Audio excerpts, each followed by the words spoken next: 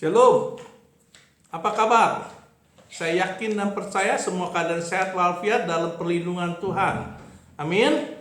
Pada hari ini, tanggal 21 Maret 2021, hari Minggu, ibadah bersama. Mari kita akan yel-yel untuk menyemati diri kita sendiri. Saya antusias, saya excellent, saya semangat, haleluya, amin. Mari kita bersama berdoa terlebih dahulu. Tuhan Yesus, kami ucap syukur pada hari yang bahagia ini, kami bisa mendengar sebagian firman Tuhan. Urapi hamba-Mu, urapi kami semua sehingga kami bisa menerima firman Tuhan dengan utuh, dengan benar, dan jadi pelaku firman Tuhan. Kami seisi keluarga diselamatkan. Terpujilah nama Tuhan. Tidak roh jahat dan mengganggu dari awal sampai akhir. Di dalam nama Tuhan Yesus Kristus. Haleluya. Amin. Oke, pada hari yang bahagia ini kita akan membahas firman Tuhan dengan tema menguasai diri dalam segala hal. Menguasai diri dalam segala hal. Firman Tuhan, ayat masnya kita akan ambil 1 Korintus 9 ayat 25a ya, yang berbunyi demikian. Tiap-tiap orang yang turut mengambil bagian dalam pertandingan menguasai dirinya dalam segala hal. Ya, saya ulangi lagi. Tiap-tiap orang yang turut mengambil bagian dalam pertandingan menguasai dirinya dalam segala hal ya. Jadi kita akan membahas, kita akan lihat bagaimana untuk bisa menguasai diri kita dalam segala hal. Amin. Nah, yang pertama yang kita akan bahas adalah orang yang tidak bisa menguasai diri dan akibatnya. Orang yang tidak bisa menguasai diri dan akibatnya. Kedua, orang yang bisa menguasai diri dan hasilnya. Amin. Orang yang bisa menguasai dirinya dan hasilnya. Oke. Ya, baik. Menguasai diri dalam segala hal ya yang kita akan bahas ya, menguasai diri dalam segala hal. Ya, artinya sama dengan memiliki pengendalian diri yang tinggi ya, tidak mudah terpengaruh oleh hal-hal yang menggoda hati, pikiran dan kejiwaan kita ya. Tidak terpengaruh, kita fokus kita pada pendirian kita dari diri kita sendiri ya. Jadi kita harus pandai memanage diri kita atau mengontrol diri kita ya, dan harus hidup yang tegas ya. Kita hidup yang tegas, tidak tergoda ya. Baik. Jadi demikian juga termasuk orang-orang Kristen ya, juga sama ya. Orang Kristen juga kita harus berani tampil ya, berbeda dengan dunia ya. Ya, kita apabila yang benar kita katakan ya ya, kalau yang tidak ya. Mau bisa menguasai diri ya, sehingga kita muncul keluar atau tampil berbeda dengan dunia ini ya, dalam hal yang positif ya. Kita harus memperbaharui ya kesalehan kehidupan, budi kita, pengertian kita ya, jangan serupa seperti dunia ya. Ya, mana kehendak Allah, mana yang Tuhan tidak kehendaki, kita jangan lakukan ya. Yang marilah kita berkenan kepada Allah yang sempurna ya, di Roma 12 ayat 4 dikatakan demikian ya. Dan sebab hanya orang-orang yang mampu menguasai diri dalam segala hal, hanya orang-orang seperti inilah yang dapat mempersembahkan tubuh sebagai persembahan hidup di hadapan Allah ya. Roma 12 ayat 1 ya. Nah, kita mau bertanya ya. Kesatu, menurut Anda mengapa penting bagi Anda untuk mempunyai penguasaan diri? Ya, jawab masing-masing. Kedua, sudahkah Anda memiliki penguasaan diri? Jika belum, apakah yang dapat Anda lakukan agar dapat melatih diri Anda untuk lebih dapat menguasai diri Anda? Agar dapat melatih diri Anda untuk lebih dapat menguasai diri Anda, ya bagaimana cara-caranya dan apa yang saudara praktekkan, kerjakan ya. Baik, kita akan langsung masuk pada pembahasan yang pertama. Orang yang tidak bisa menguasai diri dan akibatnya ya. Tidak bisa menguasai diri dan akibatnya ya. Contoh yang di Alkitab, Simpson ya, di mana orang yang kuat, perkasa, yang hebat, mengalahkan ribuan orang, menguasai kota, tetapi ada kelemahannya ya. Dia tidak bisa menghadapi ya gangguan, godaan ya mengenai seorang penggoda ya, Delilah, di mana dia tergoda sehingga rahasia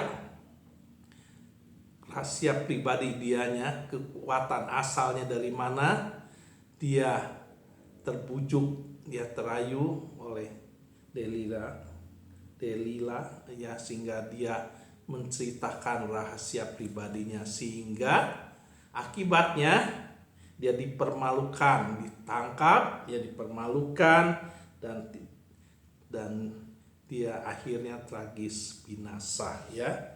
Nah, yang kedua ya kita lihat Saul ya. Saul tidak mampu menguasai diri ya, di mana iri kepada Daud, dia mau membunuh Daud ya. Dan akibatnya ya dia dipermalukan dan dia sendiri bunuh diri.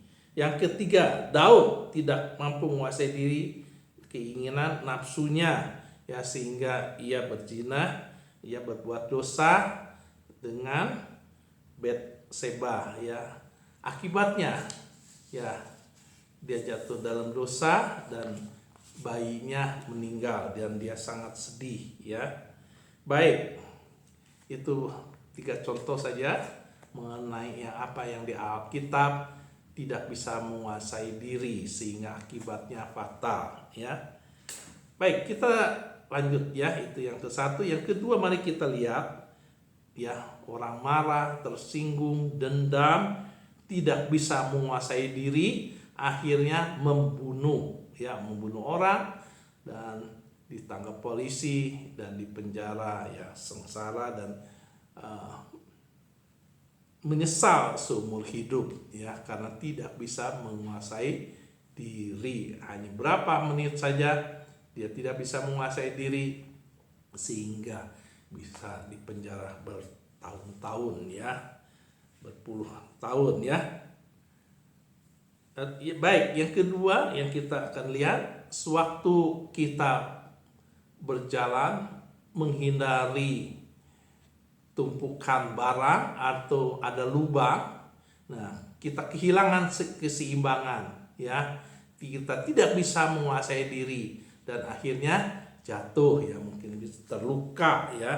Yang keempat ya, ada hal yang kebanyakan terjadi pada wanita ya, melihat cecak, melihat kacua, dia sangat takut, dia menjerit dengan suara keras ya. Akibatnya apa yang terjadi? Ketakutan dan orang sekitarnya kaget, disangka ada hal apa yang terjadi ya. Kelima, melihat kecelakaan orang lain ya, tabrakan, terjatuh dari motor dan pendarahan ya. Ada orang yang tidak bisa menguasai diri, melihat darah ya, bahkan dia ada yang pingsan bahkan ya. Jadi akibatnya adalah merepotkan orang lain. Keenam, di waktu sekarang ya di mana COVID-19 ya di mana sudah ada vaksin ya untuk COVID-19, di mana kita tahu tiap kali ya yang diperiksa temperaturnya dan tensinya ya, kalau tidak bisa menguasai diri atau memang ada keturunan atau tensinya tinggi ya, darah tinggi, itu waktu khawatir, waktu takut ya, tensinya akan tinggi ya. Dan kalau 180 ya tidak boleh ditensi ya. Jadi harus di bawah itu. Jadi harusnya tenang ya, bisa menguasai diri, berdoa sehingga bisa ditensi dengan benar dan baik. Ada juga orang melihat jarum suntik, ketakutan yang luar biasa, bisa menjerit-jerit, dia bisa lakukan hal yang aneh, meronta-ronta, bahkan ada yang menangis ya. Akibatnya dokter atau suster akan minta pengamanan untuk memegangnya atau menguasainya dan perintahkan dia supaya tenang, jangan takut, dan akibatnya sangat memalukan ya. Nah, itu ya hal-hal yang kita lihat ya, yang membuat tidak bisa menguasai diri. Selanjutnya yang ketujuh, karena kesalahan seseorang ya, apa di tempat kerja atau di mana dia dihukum ya. Nah, dia tidak bisa menguasai diri ya. Dia membela diri, mungkin juga betul dia salah, tapi dia marah-marah, dia ngomel-ngomel ya. Akhirnya ketahuan. Nah, terus zaman sekarang banyak CCTV, bisa dimonitor ya, bisa direkam, bisa diulang rekaman. Atasannya marah, dipecatlah dia ya. Akibatnya kehilangan pekerjaan ya. Kedelapan ya, di pertandingan baik itu memanah, menembak ya, orang yang tidak bisa menguasai diri, akibatnya ia tidak akan keluar sebagai pemenang karena dia tidak bisa menembak atau memanah tepat pada sasarannya ya. Ya otomatis juga harus dengan latihan-latihan ya, latihan yang baik, yang ulang-ulang dirutin sehingga dia hebat, pakar ya, terutama menguasai diri ya. Nah, itu 8 hal ya yang tidak bisa menguasai diri dan akibatnya. Marilah kita akan masuk kepada yang kedua, orang yang bisa menguasai diri dan hasilnya. Orang yang bisa menguasai diri dan hasilnya. Ya, menguasai diri merupakan satu dari buah roh ya, Galatia 5 ayat 22 dan 23. Mari kita lihat. Buah roh ialah kasih, lemah lembut, sukacita, damai sejahtera, kesabaran, kemurahan, kebaikan, ya, kesetiaan, ya, menguasai diri, ya. Jadi ada kesatuan, ya, menguasai diri. Ada hal-hal yang tadi disebutkan buah roh itu. Apabila kita memiliki buah roh itu satu dengan yang lain, saling berkaitan, ya. Jadi kita bisa mempunyai penguasaan diri. Ada berapa hal tadi, ya, kasih, ya, kita harus mengasihi sehingga efeknya ada penguasaan diri, lemah lembut, ya, sukacita, damai sejahtera, kesabaran, kemurahan, kebaikan, kesetiaan, kelemah lembutannya itu, dan menguasai diri, ya. Jadi berapa hal itu yang bolak-balik kita harus bisa kuasai, kita bisa memiliki buah roh sehingga kita hasilnya bisa menguasai diri kita ya. Contoh tadi ya, sabar ya, berarti bagus ya, sabar ya. Jadi menguasai diri ya, tidak langsung ambil tindakan ternyata salah tindakannya karena tidak menguasai diri, akibatnya ya negatif, hasilnya tidak baik ya. Baik, itu menurut firman Tuhan ya, buah roh yang di Galatia 5 ayat 2-3. Mari kita lakukanlah supaya dapat menguasai diri ya.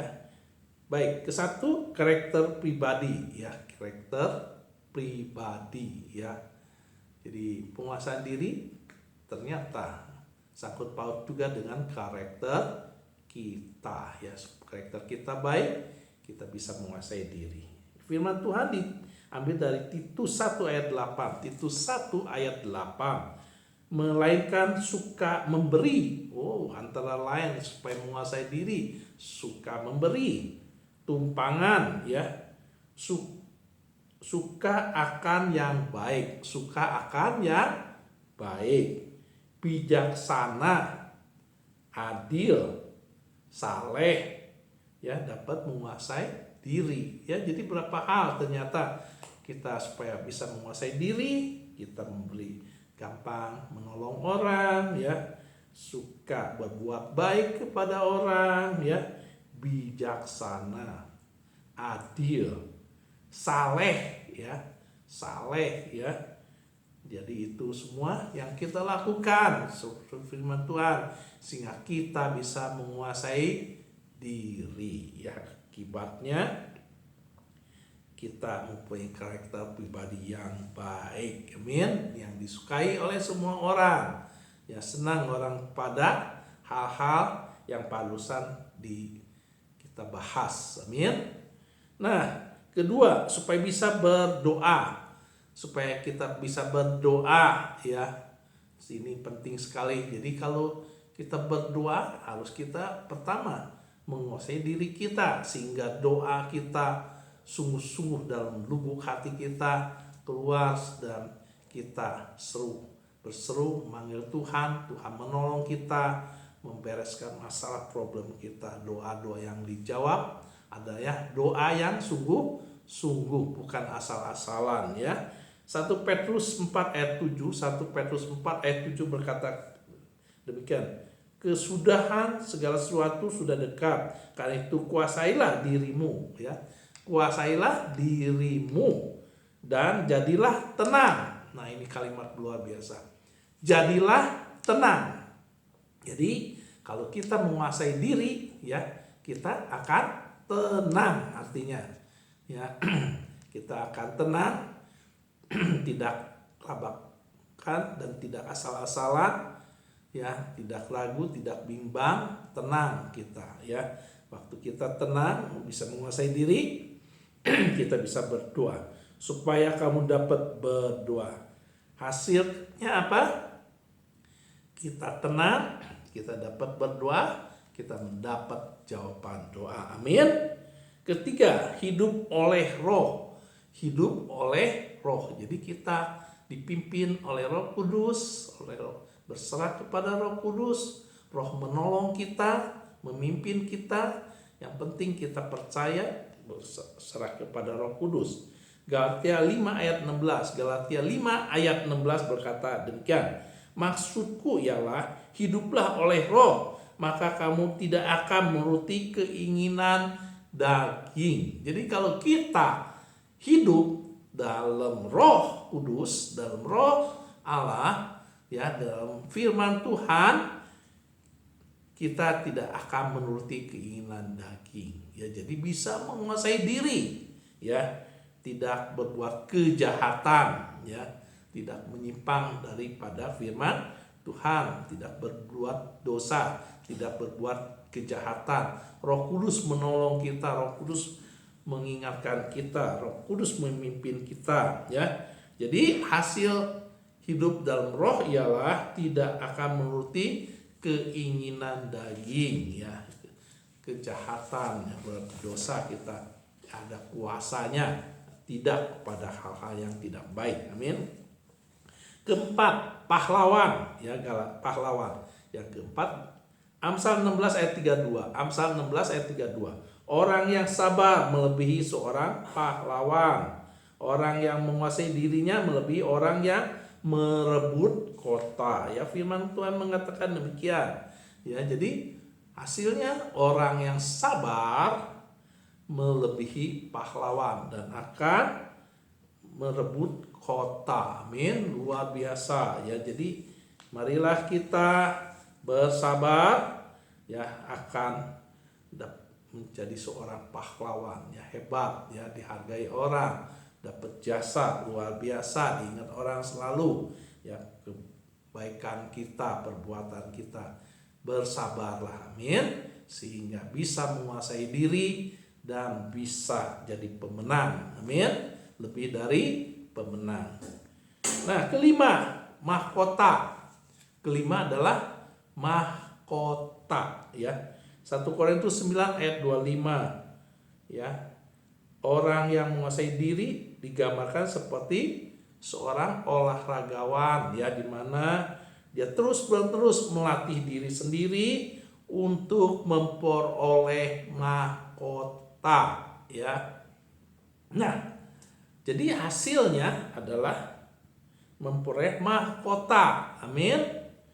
Caranya adalah menguasai diri ya, dengan keterampilan yang melatih diri terus-menerus, tidak jemu-jemu ya, skill, kepandaian, pengetahuan, caranya ya, semua yang baik dan hasilnya akan baik. Amin. Mahkota yang menanti kita ya, kalau di dunia piala ya, atau hal medali dan yang lainnya. Amin.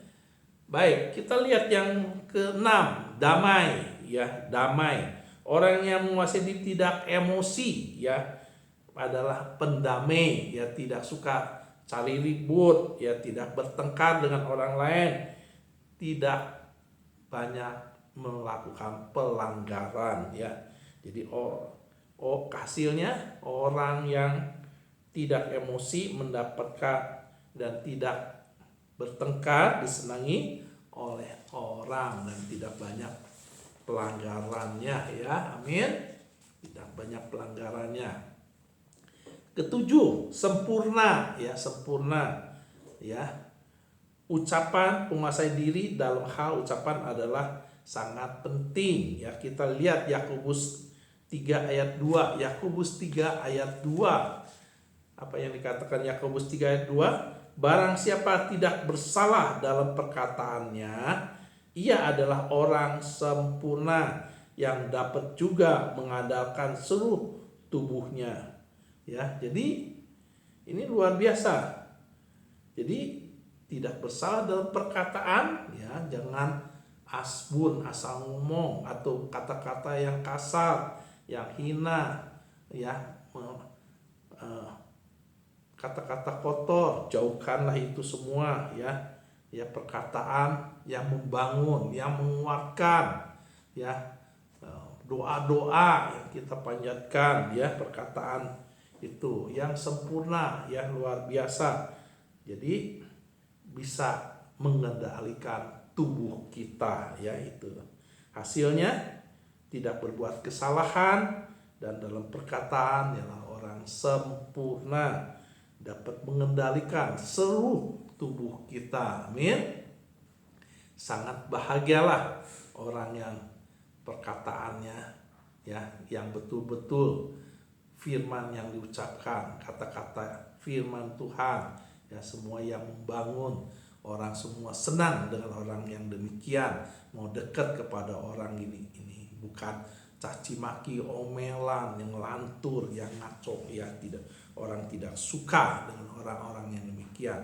Jadi marilah kita ikutin, taat firman Tuhan, amin. Dimana kita tadi sudah belajar banyak sekali hal, berapa poin yang kita praktekkan dalam kehidupan kita ya. Kita menguasai diri kita ya, sehingga kita sempurna, orang senang dengan kita karena kita adalah umat Tuhan yang dikasihi Tuhan Yesus, dan Tuhan memberi contoh kepada kita, ya, baik firman Tuhan dan waktu Tuhan Yesus ada di dunia, dan kita tinggal praktekkan apa yang kita baca, kita praktekkan dalam kehidupan kita. Kita akan ada yang Tuhan kehendaki, buah-buah roh itu, ya. Kita akan menjadi berkat dimanapun kita berada. Orang senang dengan kita, ya, karena kita orang benar, orang kesayangan Tuhan, ya. Kita sudah dijamin oleh Tuhan, kita diselamatkan. Marilah kita menguasai diri kita sendiri, sehingga kita tidak jatuh dalam dosa, tidak ditipu oleh si iblis, ya. Kita fokus hanya kepada Tuhan Yesus Kristus, selalu berseru kepada Dia, selalu minta pertolongan daripadanya, sehingga kita yakin dan percaya kita diberkati, kita diselamatkan, seisi keluarga kita diselamatkan. Amin. Nah, baik, selanjutnya, ya, yang terakhir, bagaimana kita dapat mengendalikan diri, ya, terus membahas bagaimana kita bisa mengendalikan diri. Pertama, kita harus menambahkan iman dalam kebajikan. Kita harus menambahkan iman dalam kebajikan. Saya rasa ini penting, bagus sekali ayat firman Tuhan. Kita baca, ya, terus menerus jadi rema, dan kita jadi pelaku firman Tuhan. Mari kita lihat dari 2 Petrus 1 ayat 5 sampai 7. 2 Petrus 5, ya, ayat 5 sampai 7, ya, berbunyi demikian. Saya bacakan. Justru karena itu kamu harus dengan sungguh-sungguh berusaha untuk menambahkan kepada imanmu kebajikan, ya, dan kepada kebajikan pengetahuan, dan kepada pengetahuan penguasaan diri, kepada penguasaan diri ketekunan, dan kepada ketekunan kesalehan, dan kepada kesalehan kasih akan saudara-saudara, dan kepada kasih akan saudara-saudara kasih akan semua orang, ya, semua orang. Amin. Ya, kalau diteruskan, sebab apabila semua itu ada padamu dengan berlimpah-limpah, kamu akan dibuatnya menjadi giat dan berhasil dalam pengenalanmu akan Yesus Kristus Tuhan kita. Haleluya. Amin. Ya, luar biasa, ya.